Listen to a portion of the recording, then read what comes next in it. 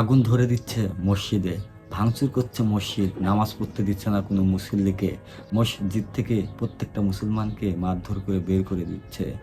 এমনকি আজান দিতে দিচ্ছে না, আজান দিতে গেলেই মুয়াজ্জিনকে মারধর করছে, কারণ আজান দিলে নাকি তাদের ঘুমের ডিস্টার্ব হয়। এ কেমন অত্যাচার হিন্দুদের মুসলিমের প্রতি! শুধু কি মুসলিম তাদের বিষ হয়ে দাঁড়িয়েছে? এর মূল কারণ কি? বিজিবি নির্বাচন পাশ করায়, না এর পিছনে কোনো কারণ আছে?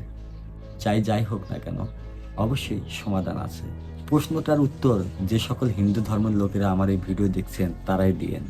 এর পিছনের কারণ কি? কেন ইসলাম ধর্মের প্রতি এত নির্যাতন, এত অত্যাচার? তবে হ্যাঁ, এটাও মনে রাখেন, ইসলাম ধর্ম কখনো হাঁটতে শেখেনি। ইসলাম ধর্ম যদি একবার গর্জে ওঠে তাহলে কি হতে পারে?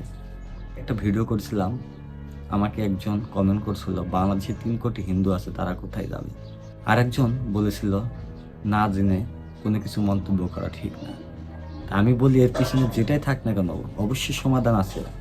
আসুন সমাধান করুন। এরকম কেন অত্যাচার হচ্ছে? কেন আমরা তো কখনো হিন্দু ধর্মের মন্দির ভাঙিনি, তাদের পূজায় ডিস্টার্ব করিনি। আজকে কেন আমাদের ইসলাম ধর্মের উপর এত অত্যাচার? ইসলাম ধর্ম কখনো সংখ্যা গণে না, তারা শুধু জানে জিততে আর বিজয় ছিনিয়ে নিয়ে আসতে। আমি মুসলিম ধর্মের লোকদের উদ্দেশ্য করে বলছি, আপনারা কেন গর্জে উঠছেন না? কেন প্রতিবাদ জানাচ্ছেন না? মনে রেখেন, আপনি একজন মুসলিম ধর্মের লোক হয়ে কাল কিয়ামতের দিন আপনার হিসাব দিতে হবে। আপনি দেখে জেনে বুঝে চুপ করেছিলেন, কোনো প্রতিবাদ জানাননি, এর বিচার আপনাকেই দিতে হবে কাল কিয়ামতের দিন। এখনো সময় আছে, গর্জে উঠে হিন্দুদের বিরুদ্ধে প্রতিবাদ জানান। কেন মুসলমানদের প্রতি এত অত্যাচার? কিসের জন্য? ধর্মের লোক কখনো হার মানতে জানে না। পূর্বকাল থেকেই আমাদের নবীগণরাই যুদ্ধে বিজয় ছিনিয়ে নিয়ে এসেছে। ইনশাল্লাহ এবারও আমরা নিয়ে আসব। সবাই একসাথে গর্জে উঠুন।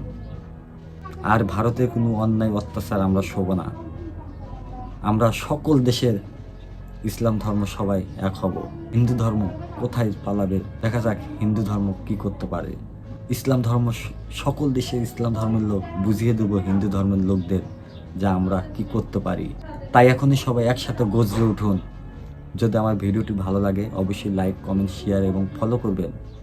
বেশি বেশি ভিডিওটা মানুষকে দেখার সুযোগ করে দিন। সবাই ভালো থাকবেন, সুস্থ থাকবেন, নিজের প্রতি খেয়াল রাখবেন। মনে রাখবেন, শিক্ষা একজনের, জ্ঞান আমাদের সবার। আল্লাহ হাফেজ।